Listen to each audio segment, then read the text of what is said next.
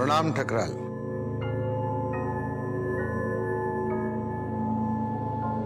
हाँ भाई आ जाओ।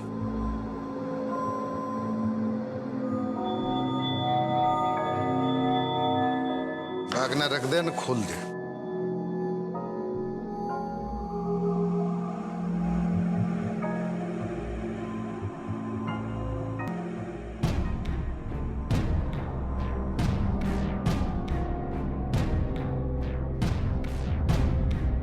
समय बिताने के लिए शतरंज खेल रहे थे। हमें पता है कि आप शतरंज के राजा की तरह एक वक्त में एक ही कदम उठा पाते हैं। दयाल से दुगना है, पूरे 20 करोड़ और दूसरा सूटकेस बाहर है।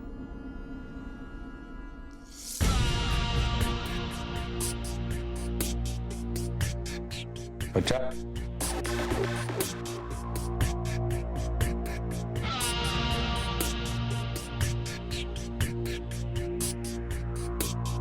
ईब धंधे की बात कर ले। दयाल का साथ कब छूट रहे हो? आप राजा हैं भाई।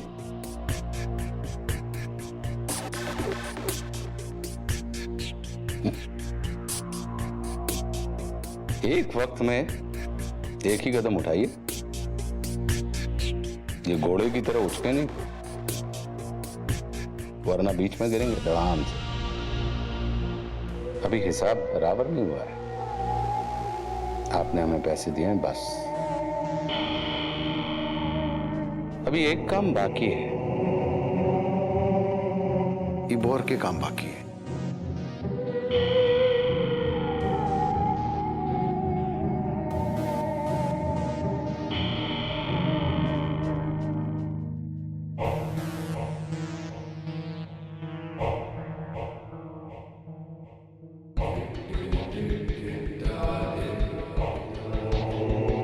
किसी को मारना है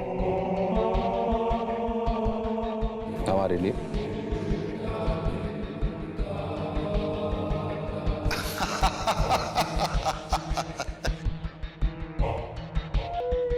आप मजाक कर रहे हैं। हंस लिए।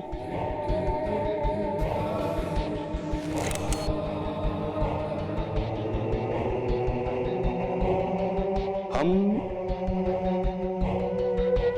शतरंज खेलते हुए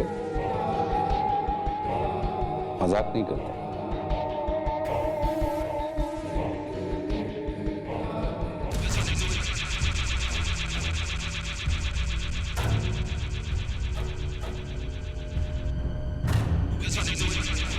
मेरे पास ठकराल के गंदे कामों का सबूत है।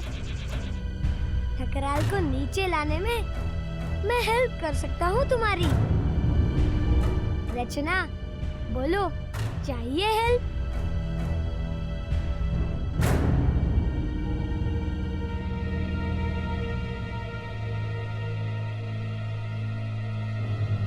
You know, Papa, love is in the air. मेरी नजरें इन सब चीजों में बहुत अच्छी है। मैंने तुम्हें न्यूज चैनल में देखा था, रचना के साइड में खड़े हुए थे और उसे देखे ही जा रहे थे, देखे ही जा रहे थे।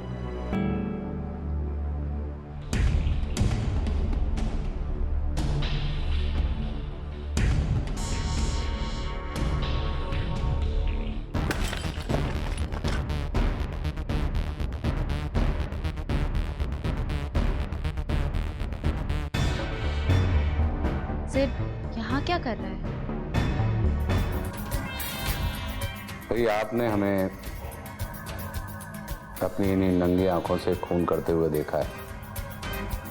प्रिंसिपल की बेटी का।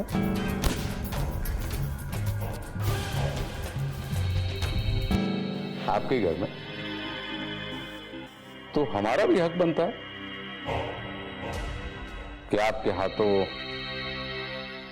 इस महान कृत्य को होते हुए हम देखें। आपको कुछ नहीं करना है। आपकी उंगली को करना है। बाकी काम तो इससे निकलने वाली गोली करो।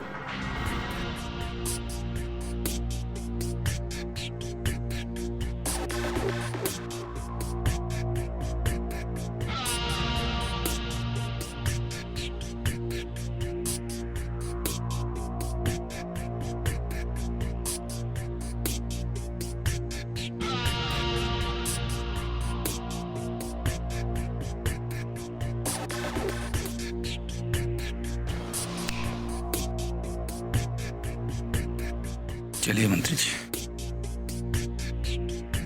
अंदर।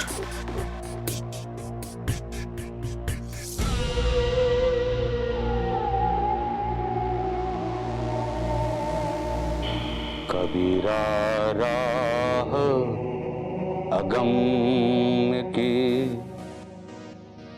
कहे सुने की नाय।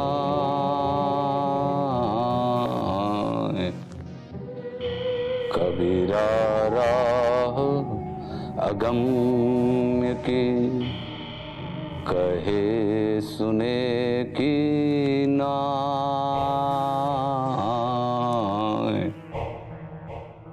जो जानत वे कहत नहीं, कहत वे जानत नाय। कबीरा कहत वे जानत नाय।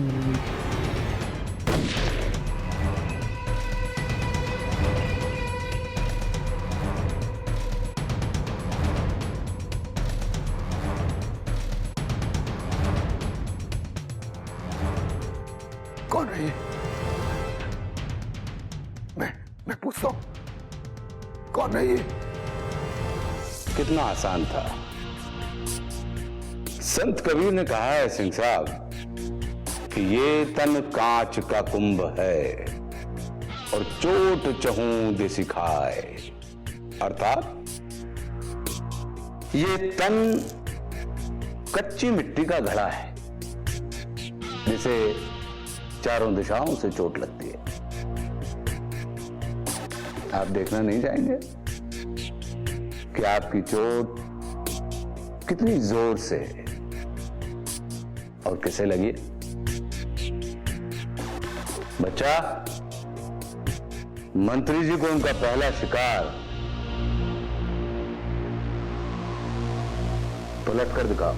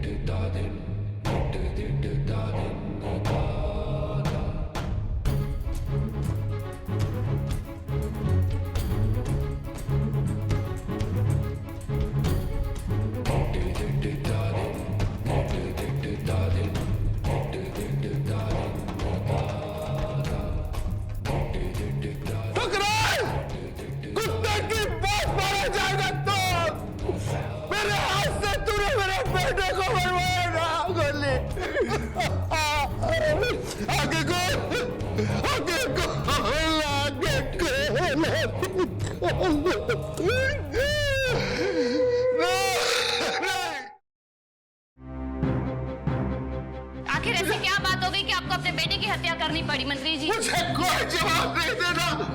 मेरा बेटे को अस्पताल लेके कोई है? जी हाँ, हम इस वक्त मौका वारदात में मौजूद हैं और आप देख सकते हैं इस हत्यारे बाप के झूठे आंसू। आप देख रहे हैं इस साल का सबसे सनसनीखेज दृश्य। एक पिता ने अपने पुत्र की हत्या गोली मारकर कर दी। कोई कोई कोई कोई है?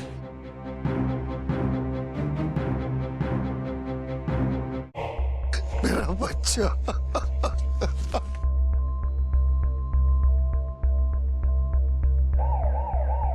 मेरा बच्चा। मेरा बच्चा।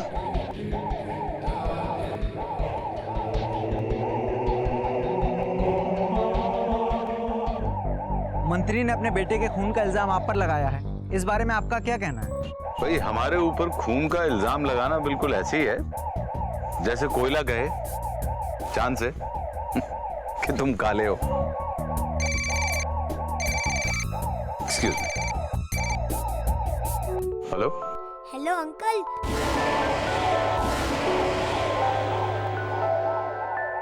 बिना धूप के काला चश्मा क्यों लगाया हुआ है?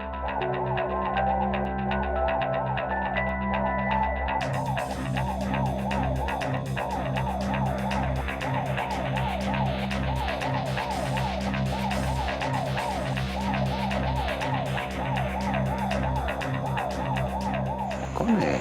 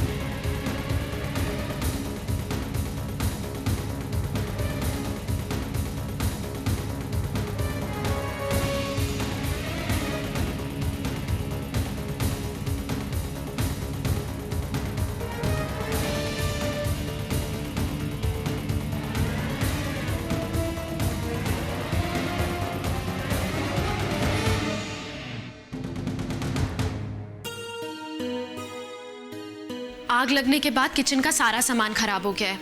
आज ले आएंगे और घर पे ही खाना बनाना शुरू कर देंगे। अगर तुम बनाने वाली हो तब तो ब्रेड और बटर भी लाना पड़ेगा, कि तुम जो बनाओगी वो तो। क्यों राहुल, ले आओ।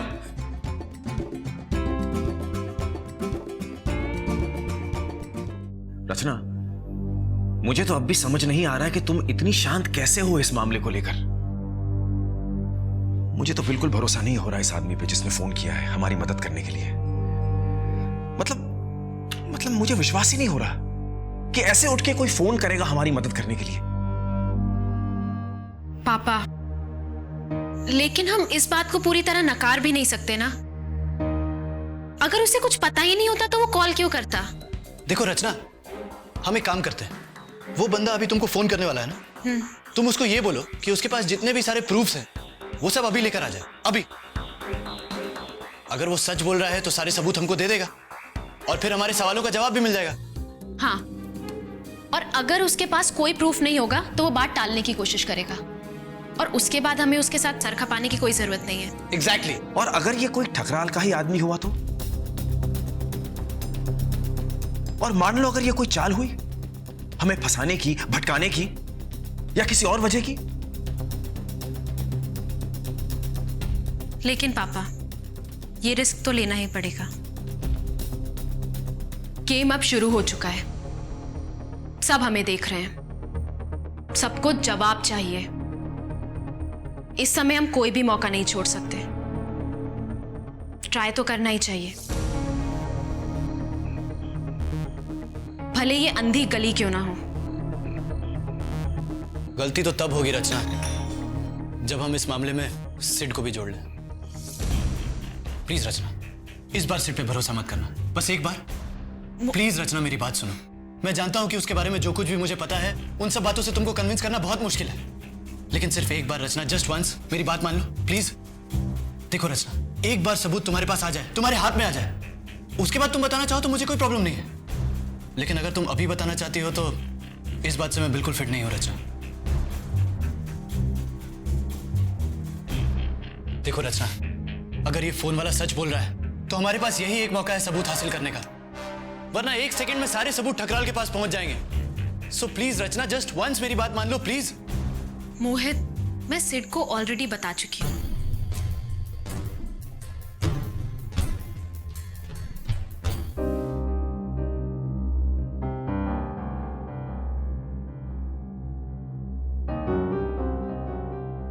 अरे सिद्धार्थ,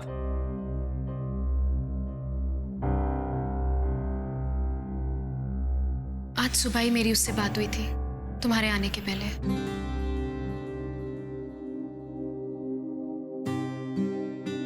मोहित, हमें आपस के झगड़े भूलने होंगे। मुझे तुम दोनों का सपोर्ट चाहिए। रचना, तुम्हें सिर्फ उन लोगों का सपोर्ट चाहिए जो सच में तुम्हारी साइड से हो, उनका नहीं जो सिर्फ नाटक करते हैं तुम्हारी तरफ से होने का। मैं जानती हूं कि तुम दोनों मेरे बहुत अच्छे दोस्त हो, लेकिन हमें ये बात ध्यान में रखनी होगी कि हमारे सामने बहुत बड़ी लड़ाई है। और मैं सिर्फ इतना चाहती हूं कि मेरे अपने दोस्त आपस में ना लड़े।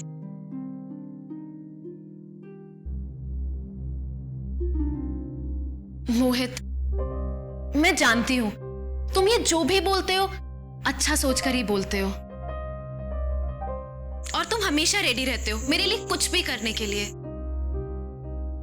तो इस बार भी मेरी बात मान लो।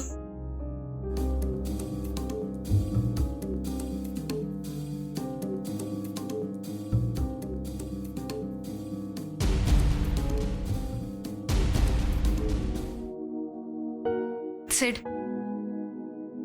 तुम्हें पता है ना कि मैं तुम्हारी कितनी इज्जत करती हूं। अरे तुम मेरे साथ क्या, तुम इस दुनिया में किसी के भी साथ गलत नहीं कर सकते।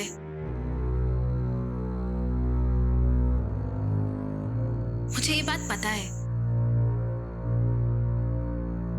तुम्हारी हिम्मत से तो मुझे इंस्पिरेशन मिलती है। आई होप कि किसी दिन मैं तुम्हारे जैसी बन पाऊं।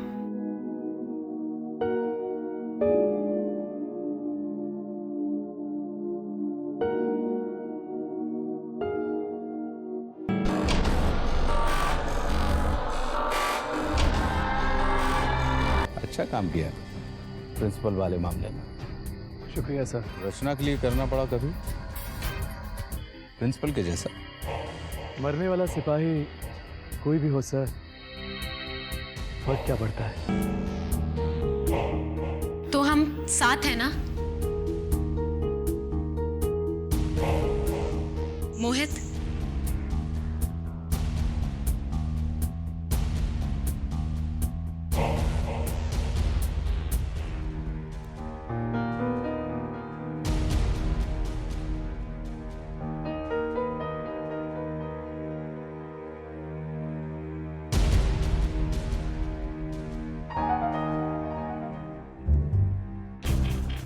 सिड,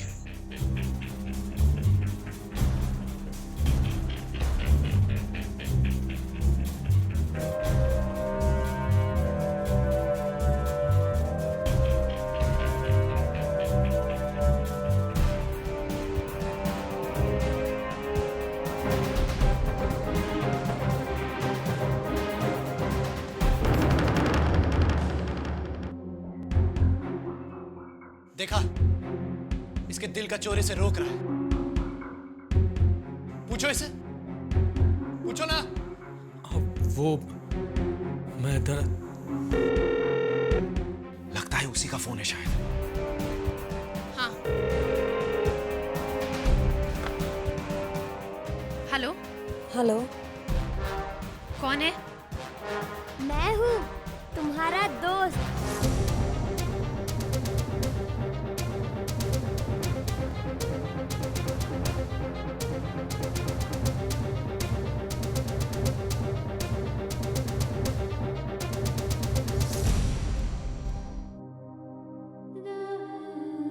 पता नहीं क्यों किसी भी और दिन के मुकाबले आज मुझे लग रहा है कि काश मैं जिंदा होती।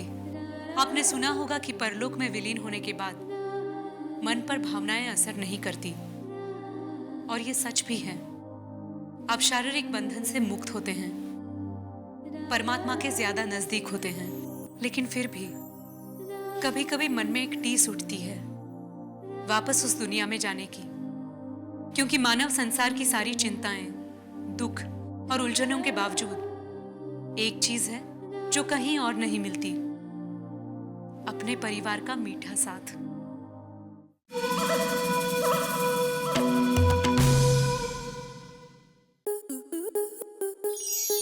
स्टार प्लस के ऐसे ही और बेहतरीन लम्हे देखने के लिए सब्सक्राइब करें हमारे YouTube चैनल को।